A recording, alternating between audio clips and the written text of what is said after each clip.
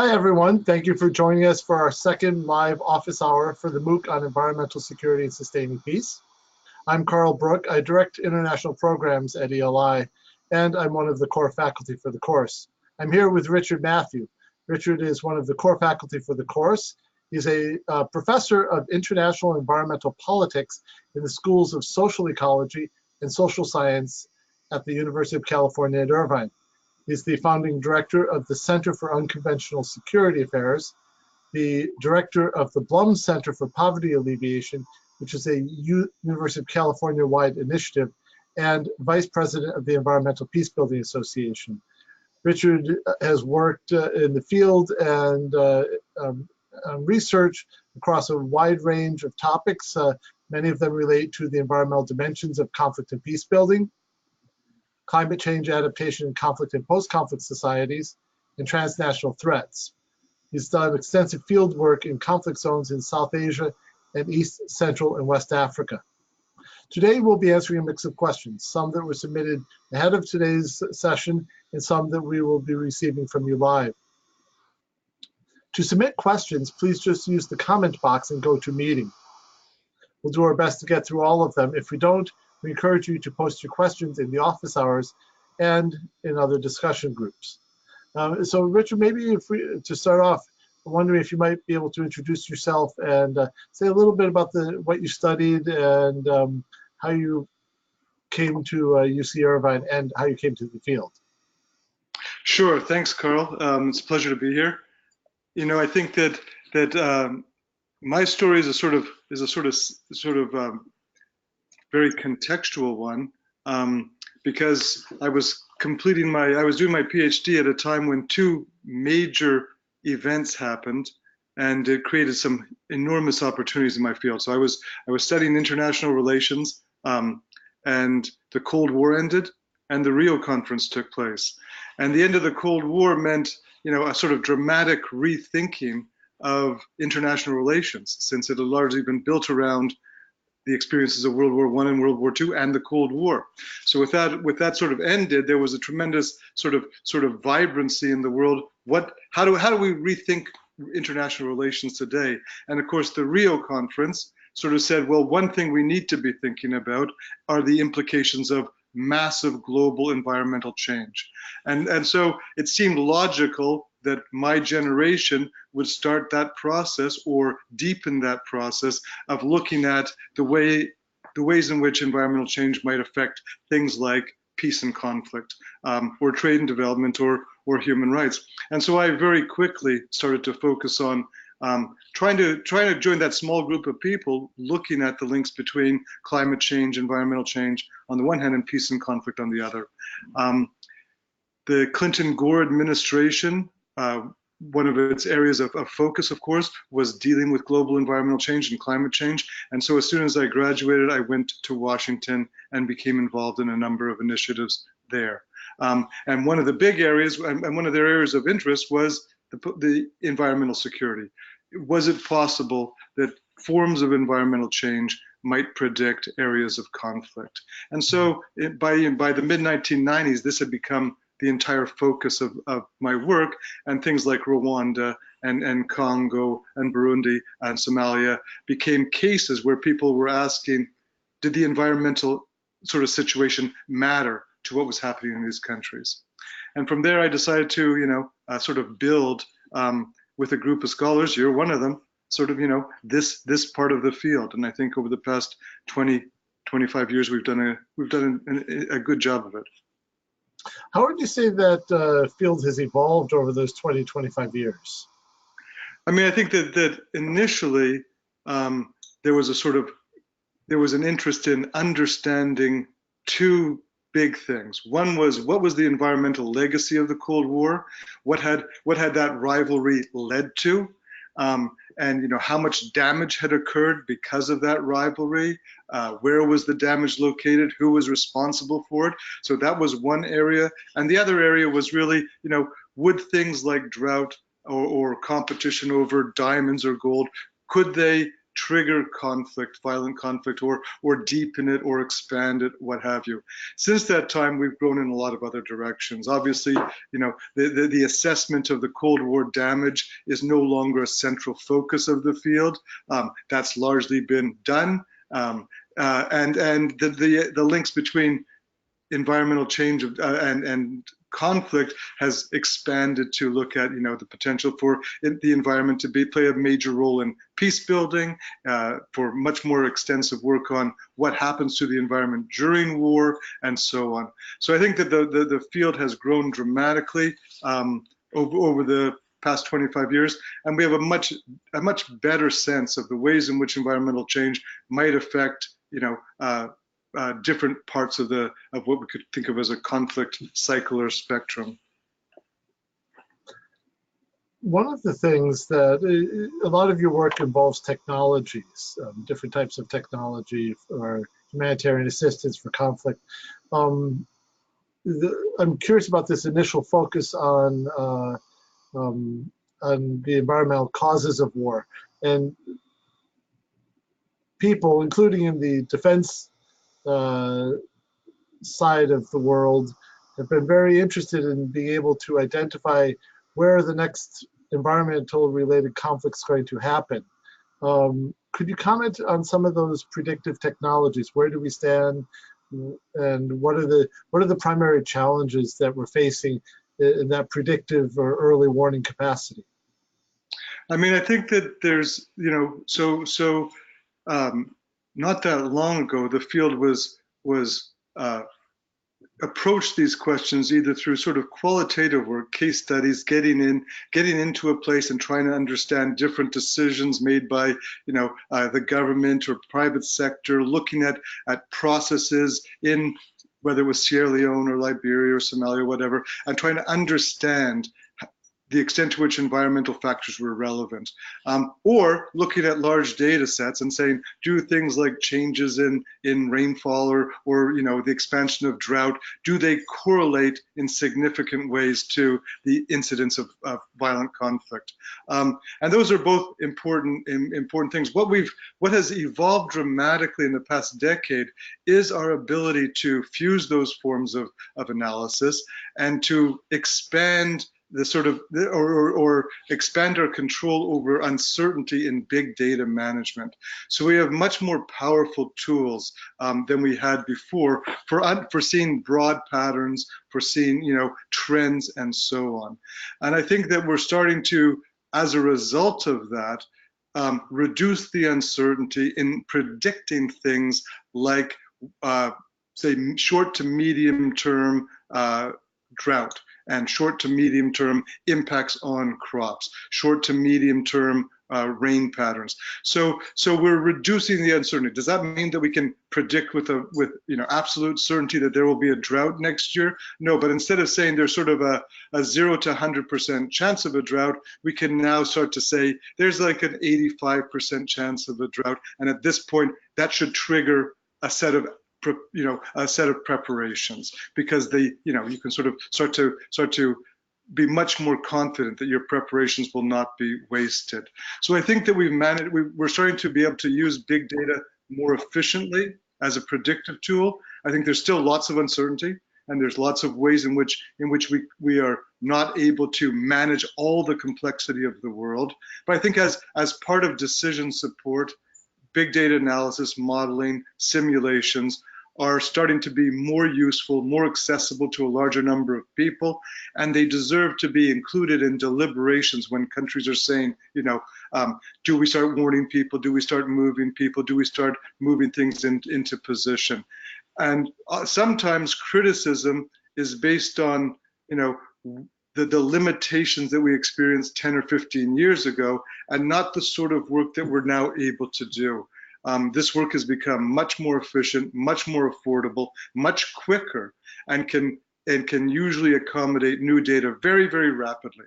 So I think that the potential to improve early warning systems and the potential to start to, you know, have a better sense of is a region headed towards flood, or is it headed towards drought, or is it headed towards wildfire?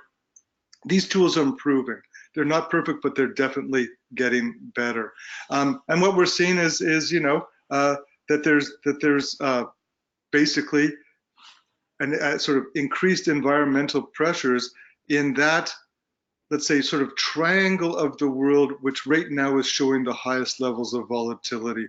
So if you imagine the triangle from sort of Ukraine down to Yemen, Somalia, and then over to Pakistan. So that area of the world, that is where the bulk of violence today is taking place. And we know that it's also an area of enormous environmental stress. And when we look elsewhere to other areas which are experiencing conflict, whether it's Congo or Mali or Nigeria, we also see lots of examples of severe environmental stress. So we're getting better at predicting drought, at predicting flood, at predicting fire, and we're seeing tighter and tighter correlations between these things and the incidence of violent conflict. But it's still far from a precision science. All we're doing is reducing uncertainty, and that's useful. But we have to be fully cognizant of the limitations when you still have a fairly high degree of uncertainty. It's getting better, but it's certainly not a fully manageable issue. I'm interested in that last comment about causation or correlation, because it seems like the natural science side, we're getting better at predicting these different environmental stressors: drought, extended drought, extreme cyclones, winds, fires. How does that, under what circumstances might that lead to conflict? That jump from the natural environmental stressor to actual conflict risk, and trying to link that to levels of democracy or development, or some of these other maybe more social aspects. How does that stand in the early warning side? I mean, I think that's we're doing work right now to link sort of environmental modeling and mapping to social and economic variables, and it is very challenging. One of the things that's happening in the world today is that a lot of the social and economic factors that people think contribute to the likelihood of violent conflict are intensifying very quickly. So we're seeing inequality grow very quickly. We're seeing an economy that has grown, that is expanding very quickly, even in areas that were previously at war. If you look at a place like Cote d'Ivoire, they've experienced an 8% per year economic expansion since the end of the Civil War, and Sierra Leone probably around I don't know today's number, but around 4 to 5%, and Liberia much lower. But that rapid economic growth in those countries, just as is the case in the United States and elsewhere, is not being accompanied by real movement out of poverty. So we're seeing people remain in poverty, and poverty even increasing while the economy continues to expand and grow. So we're also seeing an increase in sort of measurable examples of government corruption and authoritarianism. So you've got inequality and large pockets of poverty and continuing corruption and continuing rough neighborhoods, or clusters of countries. So all the things that are conducive to conflict are doing very well right now. And so that makes it, I think, even more difficult, because yes, droughts are getting longer and more frequent, and flooding is becoming more frequent. In the 1970s, there were about 50 major disasters worldwide a year. Now there are about 400. So there's definitely more people being affected, by disaster. And if you look at World Bank and UN projections, right now there's maybe in the range of 40-50 million people who have been forcibly displaced by drought and flood and so on in the world. And they're predicting that number could increase 5-fold, 10-fold, in some estimates 20-fold this century. So that means that people moving for economic reasons now the bulk of people who leave their country may be dwarfed by people leaving because their country becomes uninhabitable for some period of time.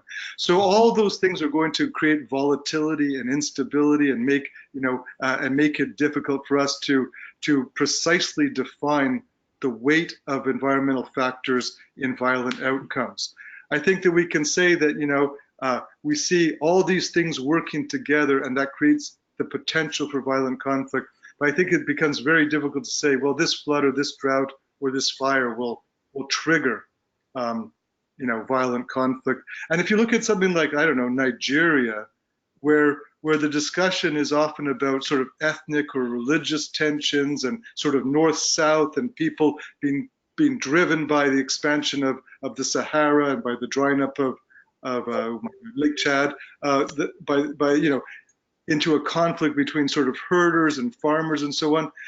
It's often framed by the government as sort of an ethnic rivalry, but it has important environmental dimensions.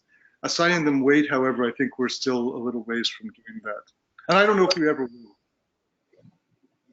will. I think that's an interesting question, which I think warrants some further consideration, because there are a lot of people out there looking for that crystal ball that will tell them where will the conflicts be next and where should we intervene or take action. I think that social side is, people understand that it's important, but what are the essential factors and how do you know what you're missing? I mean, I think that, yeah, you're right. That I would say that we're still quite a long way from being able to use the environment as a predictor of violent conflict. And I'm not sure that we ever will, because the character of violent conflict and the mix that leads to violent conflict is not a static set of variables. It's evolving. And, it isn't the same today as it was in the Civil War, and it isn't the same today as it was during World War II. So things change. One area of change. Comment on that a little more? I'm curious, how do the motivations for war change or for conflict? For example, we are seeing a real reduction of formal interstate war and attempts to either take over other parts of other countries, neighboring countries, or so on. That seems to be sort of paling in comparison to very complicated civil war situations and forms of urban violence and urban unrest. So one thing that's happened is that there are more stakeholders involved in a civil situation who become embroiled as combatants, and they're hard to disentangle. And so it's very, if you look at something like Syria, there are a whole lot of players in that arena. And it isn't like you can surface one or two players and say, sign an agreement and everything will come to an end. You have a lot of different things happening, ethnic tensions and religious tensions and neighboring parties getting involved and great powers getting involved and economic factors and environmental factors. So there's an awful lot of players. I think that we could say that the world has become much more complex than in the past, and that complexity is playing out in just about everything that we think of: reducing poverty, reducing the incidence of violent conflict. I don't think we should be overwhelmed by it, but we do live in a world where the communication channels and the ability to mobilize resources and the ability to get support and the ability to communicate out are very different than they were in the past. So I think that in some ways, analysis and early warning systems are lagging a little bit behind understanding a complex world, and institutions are so far behind that they're really not able to, at this point, play a sort of deeply constructive role in dealing with these issues. And I think that how do you reform institutions, and how do we close that gap between where the world is and what the world is accustomed to doing? That's difficult. I think that we should all be a little bit concerned that we've got a world out here, our understanding is a little bit behind it, but our practices, our governance institutions are quite far behind where the world is. You mentioned Nigeria recently. We have a question. Looking at the case study of Colombia, where natural resources were used to escalate violence and conflict, what can be said about Northeast Nigeria and building environmental peace and resilience? How would one come in where there's biased or weak governance? Wow, first of all, I have to say I'm not an expert in Nigeria. So I have to be cautious, and I have to really, put some constraints on what I know about the area. I mean, I think that the sort of expansion of the desert is putting a pressure to move south, and the drying up of Lake Chad is putting I think the government there may have discussed at certain points recharging Lake Chad, and it would seem to me that for the government to move away from seeing this as just an ethnic competition, and start to look at some of the environmental factors in West Africa generally that need to be addressed would probably be a good first step. I don't know. I don't know if you might know better than I do, but I think the idea of recharging Lake Chad is to divert Ubangi River water from the Congo Basin into the lake. Does that sound like what there are a lot of suggestions. One of the things that I think Adelphi has raised, among others, is it's not just the shrinking of Lake Chad. A lot of the problem is the variability, and that the governments have become more, they've set in place more rigid regimes that don't deal with the variability well. And I was thinking that that's a very interesting link to resilience, and what is resilience, what does it mean in practice, and how do you build it? And in this case, how do you build it where the government may be weak, or it might be biased, it might not be trusted? I mean, I think that is an enormous problem, and we were seeing this distancing around the world between what the people have confidence in and what the government is doing.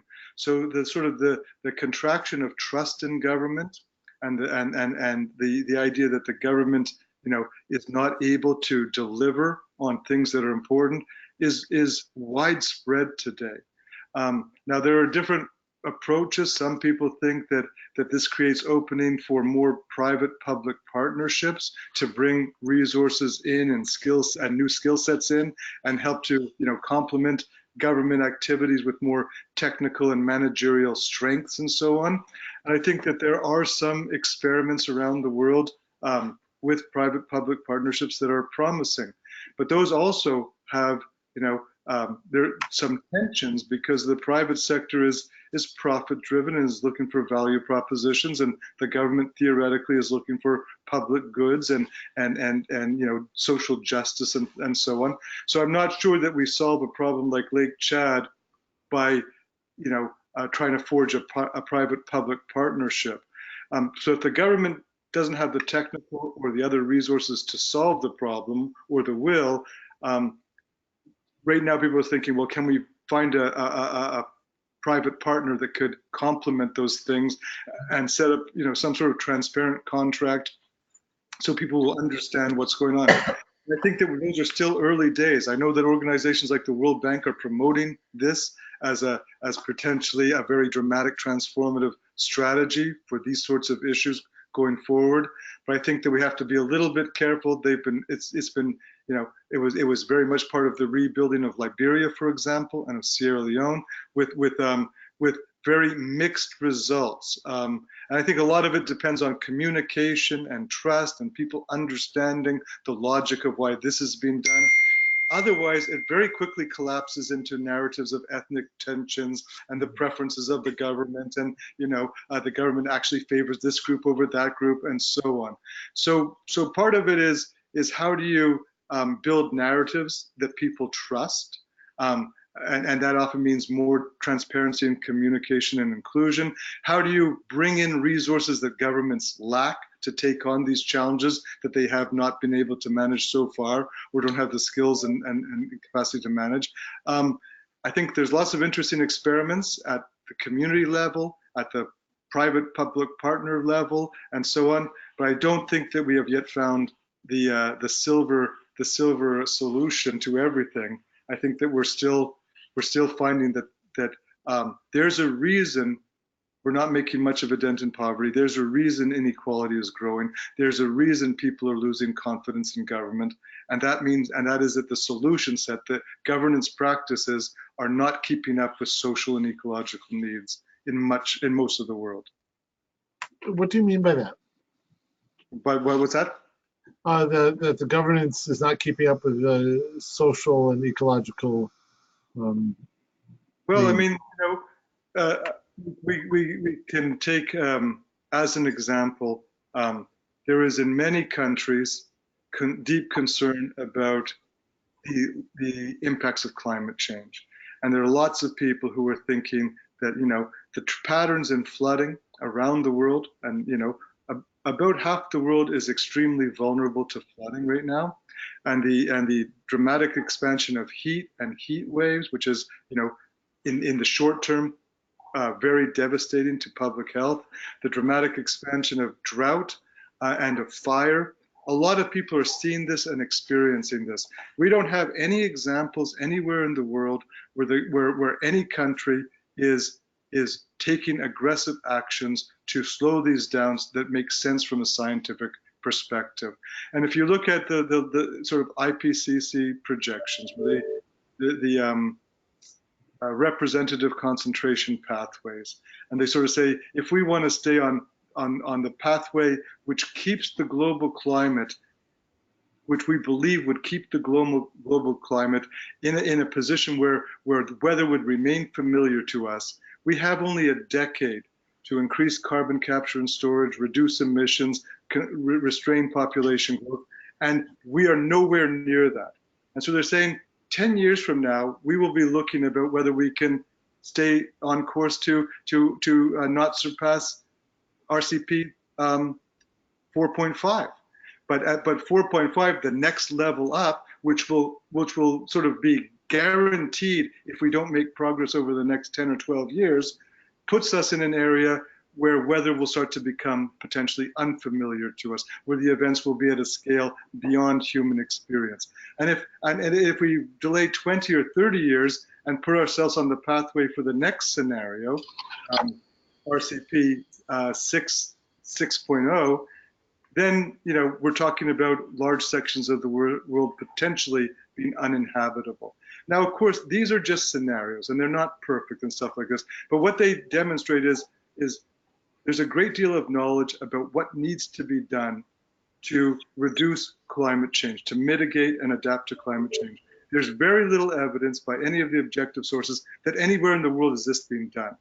And so the scientific community is saying, well, that means that in about a decade, we will be on course, and we will have no pathway back, because once the emissions are there, they are there. We will be on course for a world that will be profoundly unfamiliar, in which a huge part of the human population will be experiencing 120-degree heat, will be experiencing massive, devastating flooding, will be experiencing huge fires, and no government in the world is taking any steps to do anything about this. So to me, that's a gap where even the many publics are fully aware of this and are putting climate change high up on their agenda of priorities right now, but we're not seeing any action. The same is true in the area of inequality.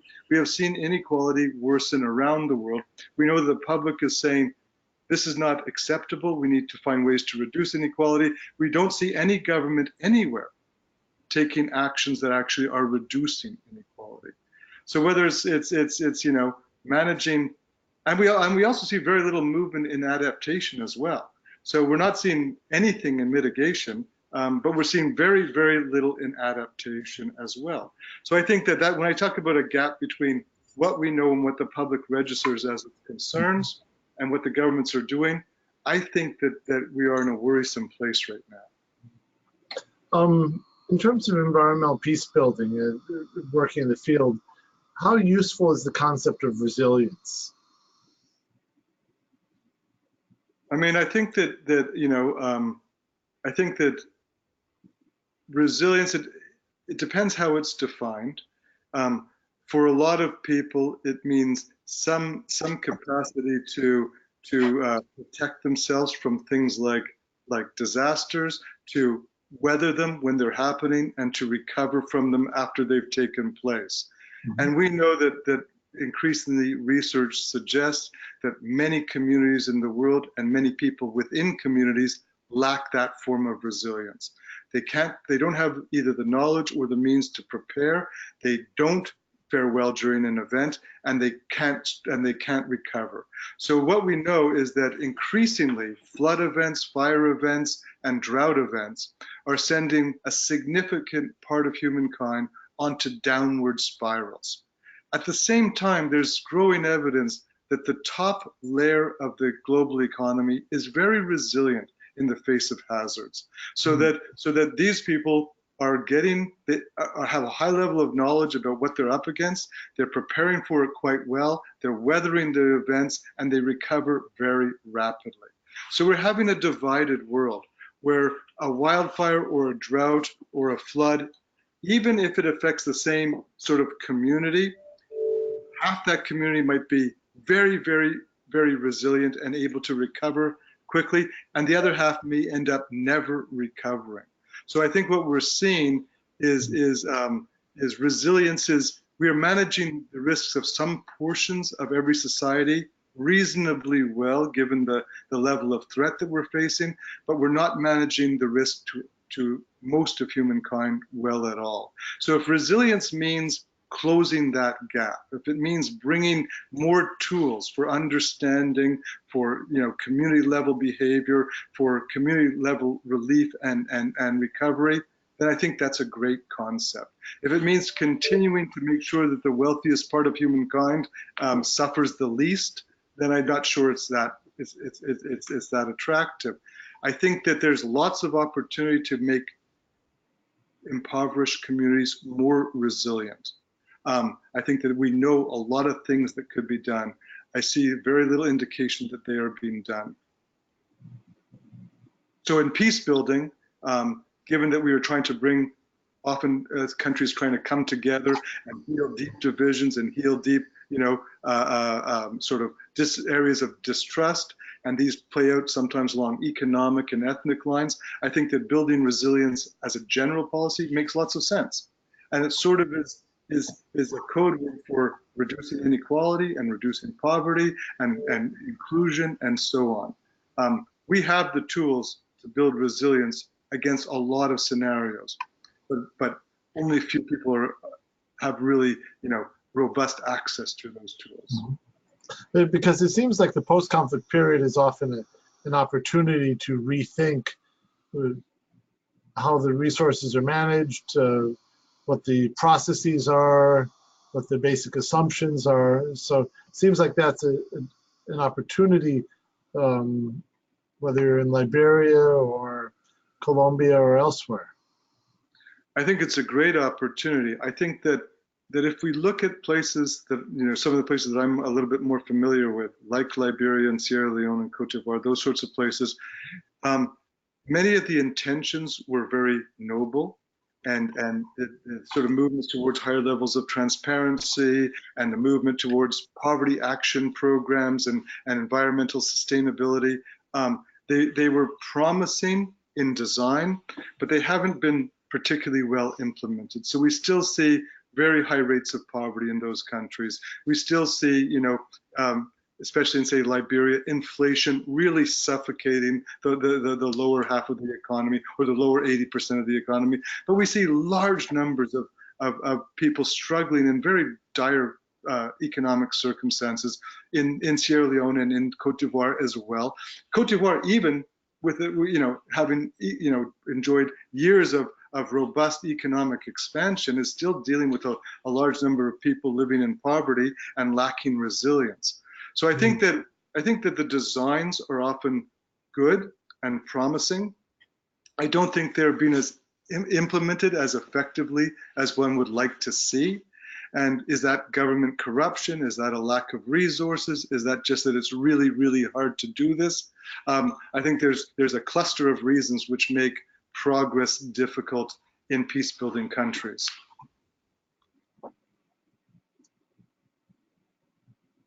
How do you overcome those difficulties?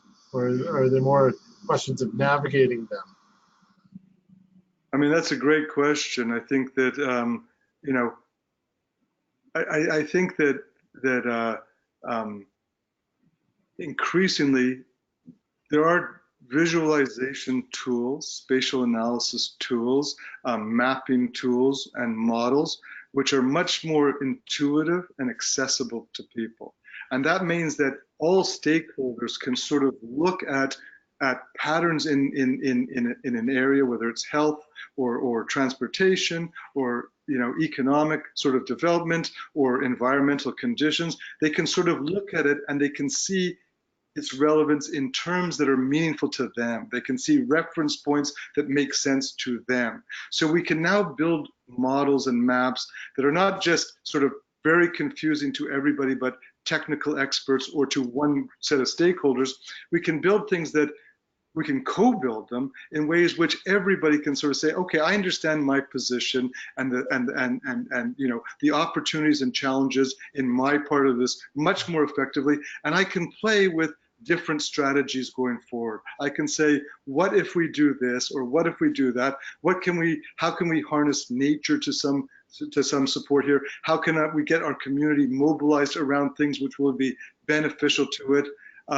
We have a higher resolution capability to understand the conditions of poverty, the conditions of environmental stress, and to play with ways of managing those than we've ever had before. So I think that and as we learned at our environmental peace building conference, people are taking those tools into remote regions of the world and training people in a week on using them effectively, and it is giving people a sort of window, a big picture view with reference points they understand that has never been possible before. So we do have this ability to improve knowledge and understanding and enrich discussion and allow people to visualize trade-offs and what are the implications of going this way versus that way. And we need to get those out more effectively. So and that's a sort of low-cost way of improving the sort of general knowledge of humankind about their situation and what their options are and what happens under different scenarios. So I think that we should definitely support that. But that comes as a risk, because more knowledge means, it affects power distributions and power balances, and it can be used for purposes that are both good and bad. So there's some risk, but I do think that the tools are interesting, and that we work in very, very low capacity, high vulnerability communities, and it's remarkable when we co-develop a map or model with people, and they see their world now.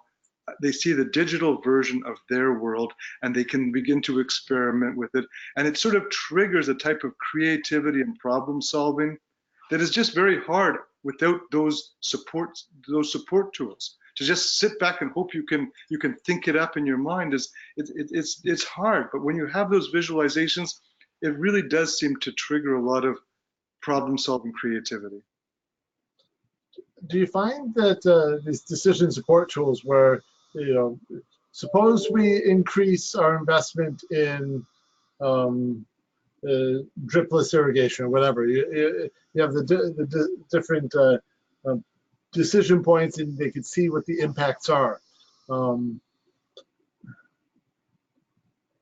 a very visual person. I like those sorts of things. Do you find some people have trouble with that?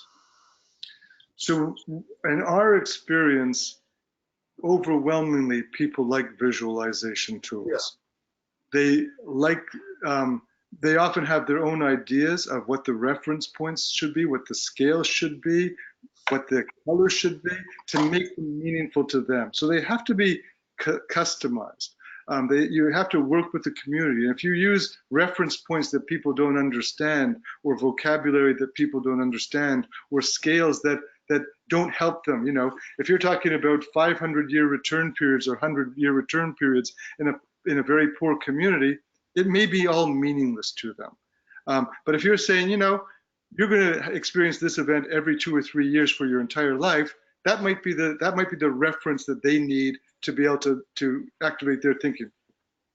We have not found, in our experience, and we work in about half a dozen places around the world, people who simply say, I don't see any value in this. Overwhelmingly, the response has been, wow, can you answer this question? Can we pose this question? Can you extend the model to do this? Can you map this? Can you, you know, I need to get my kid to school. I need to be able to get myself to my work. I want to be able to move, but also see my farm from wherever I move. You know, I want to be able to, how can we drain this pool, this ponding water more effectively? People get excited and they ask more and more questions. That's been our typical experience. So I was just wondering if you had to translate the results for people who are not as visually oriented. As I say, we haven't come up with that problem, but you know, I'm sure that there are people in the community who probably don't see the value as much as other people do. I'm sure there's differences, and I think that we have noticed that younger people tend to be really excited about this, and older people sometimes feel more comfortable getting their information in whatever way they used to get it. So there is a group in society who, if they've always received their information by newspaper or by the radio or something like this, they tend to still be biased towards that. They'll look at a different way to you know, understand the situation, and they're not so much opposed to it, but they will resort back to what's familiar. Sadly, sometimes what's familiar is not particularly reliable or accurate. But I think that, so there is a little bit of a generational dimension that we have noticed, but you know, that may be that young people tend to get their information in visual ways and so on, anyways, and they don't read newspapers or listen to the radio to get their understanding. I have a question here.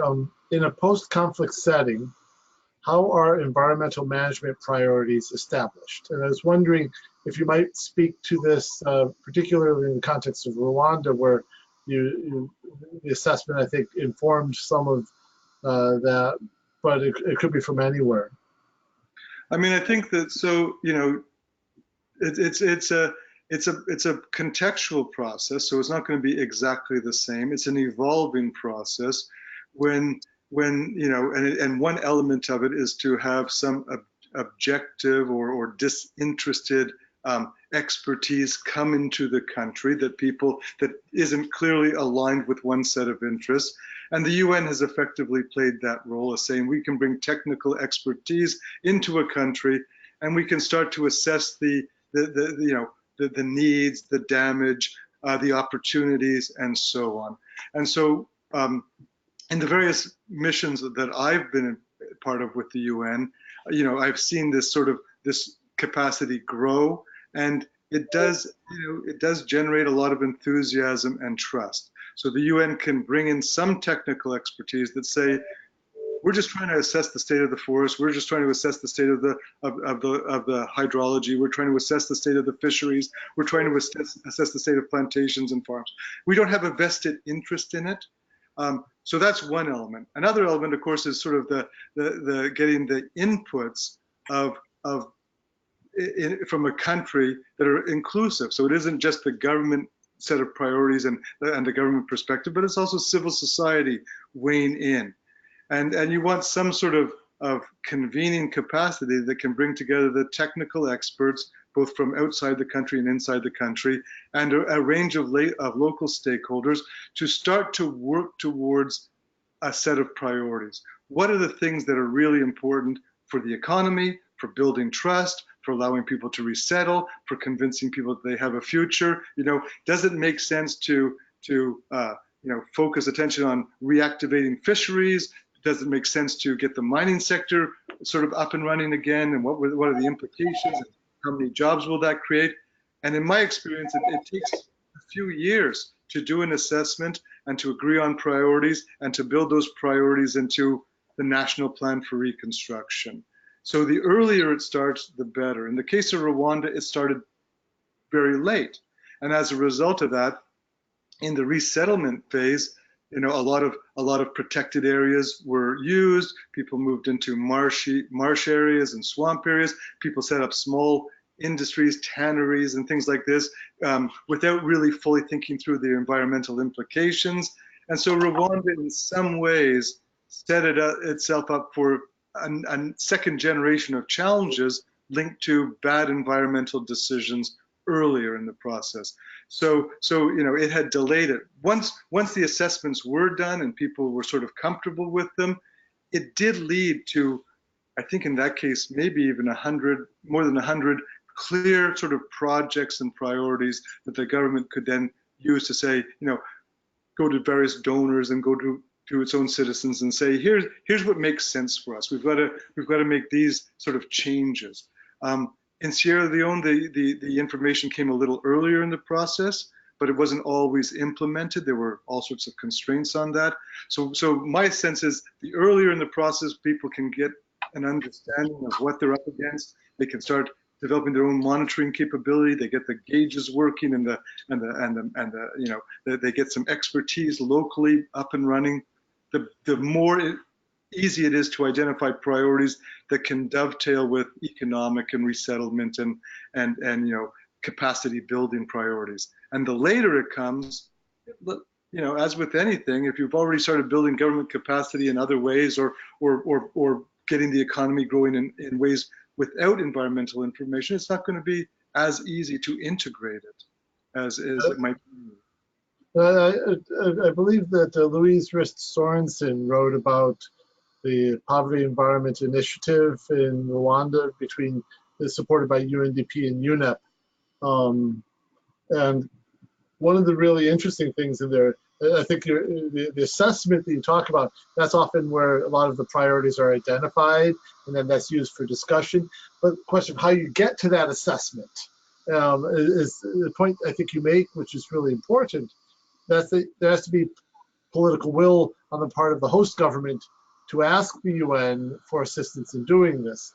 And once the Rwandan, there's some very interesting analysis that showed how much of Rwandan livelihoods and export revenues came from natural resources and the environment. And that was what convinced the leaders to say, okay, you know, we along with, you know, justice and reconciliation and economic development, we need to make environment a priority in post-conflict Rwanda. It took a while, though, as you note, but it was that economic analysis was a trigger for some of these other more technical these processes that are more on the environmental side. They came out of the environment first, or out of the economic side first. No, I think that's exactly right, and I think that in the case of Rwanda, it would have been preferable had this been started earlier in the process, back in the mid 1990s. But it also, you know, there was also a sort of narrative about what had happened to lead to this horrifying violence and what needed to be done to stop it. And that particular narrative was built, you know, around the experience of colonialism and the impact that had made on the local identities and conflict resolution practices and so on. And so there was a sort of sense that we have to, that our first step is to shed all vestiges of that colonial experience. And that became a big focus, and rightly so, I'm sure. But it meant there wasn't very much space in that story for environmental factors. And there was even some concern that environmental factors might dilute that story a little bit. And sort of, you know, situate some of the explanation in the post-1960 world. So there is that challenge, and I don't run a country, and I know that if you look at Rwanda from one perspective, it is a remarkable success with people going to school and having access to health clinics and paved roads and prosperity. But in other ways, it's a natural resource-based economy that is facing some significant constraints, and so on. So in an ideal world, you would be able to mix or marry the ecological realities with the social realities and build a narrative that was richer and more inclusive. But I understand the importance in that particular case of finding something that could be then sort of seen as this is what happened to our country, and we need to make these changes so it won't happen again. And that in that particular case, it didn't have a lot of room for environmental factors. I think that it's important to also disaggregate the point you are in the conflict life cycle. As a cause of conflict, what happens during conflict, what happens after conflict. And I wonder if some of the difficulties in addressing environment after conflict were informed by some of the narratives about the causes of the conflict, because there were some people in the 90s who were saying that the Rwandan genocide and civil war were caused by shortage of land, and that narrative was in direct competition to the narrative of the government that said this was genocide, this was hatred, and it was not an environmental cause. People made conscious decisions, and they need to be held accountable for that. And so that sometimes I don't want to mix my metaphors, but that can poison the well of environment as an issue that you should address after conflict if it's being used in a way the narrative doesn't suit the prevailing narrative about the cause of conflict. Absolutely, and I think that it becomes very complicated. On the one hand, when you integrate environment into your explanation, into your story, into the narratives, you also create the opportunity for people to say, well, the African wars that took place in Congo subsequently might also have environmental dimensions, and that implicates different actors and is part of the set of causes that contributed to it. So there's some concern that it's a slippery slope. There are people who just like war is a social event and it has social causes. There are good people and there are bad people, and you punish the bad people, you round them up, and they acknowledge their role, and you move forward with a clean chapter. And there's a certain history to that approach, which is compelling. So I think that it can complicate things. I think the other thing is that the environmental factors typically expose inequalities and forms of corruption. So there are reasons, and the reasons may be because of colonial forces or outside investors, but there are lots of reasons why why sort of clear, accurate transparency around the way that natural resources in the environment are being managed is not in everybody's interest equally. So I think there's a desire to say, yes, we want to have projects that are fundable and create a platform for economic growth and social stability. But there's also, there's also a strong association between natural resources and ecosystems and corruption and particular interests and so on. And I think in a place like Rwanda, there was lots of concern about who owned what after a significant period of war with something like 2 million people leaving the country and 1 million people dying during the genocide alone. What did this mean to land ownership, and who was getting what afterwards?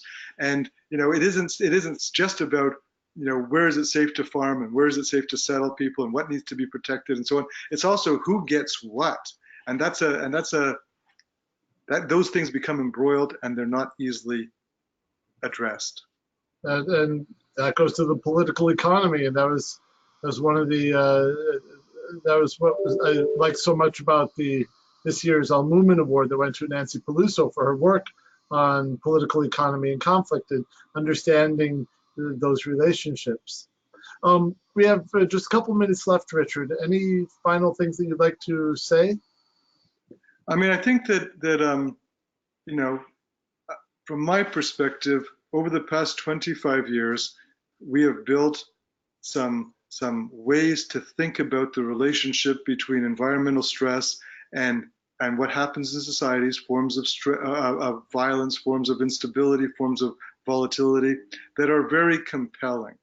And because of that, I think that this makes even more alarming what we're learning about climate change and land use patterns and deforestation and sort of species biodiversity loss and so on, because our thinking suggests that we are increasing the possibility of instability and displacement and volatility around the world. So it isn't just that these are miserable things will happen to people and they will suffer. It's miserable things will happen to societies, and they will be divided, and they will be fragile, and they will be often going after each other. And I think that we need to remember that the reasons for pressuring governments to include this way of thinking, whether they are recovering from conflict or whether they are developing disaster risk management programs or what have you, the reasons are growing, not shrinking in our world. So the associations may not be perfect, but they have not been overturned by some 25 or 30 years of research. Nobody is saying, has given any of us a reason to say, this is not important, this is not where to focus our attention, let's just look at religious strife or ethnic strife. Everybody sort of is in agreement that it may be hard to fully understand how this works, but it is a critical part of what is happening around the world today and what is happening especially to vulnerable peoples.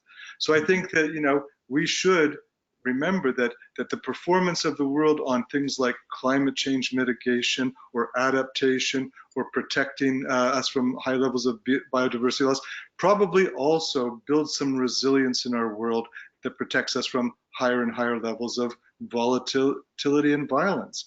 So good environmental practice is probably generally good for the world. I think our work it provides one plank of that argument, and it's sort of sad that governments are not yet building that bridge as effectively as they need to be doing.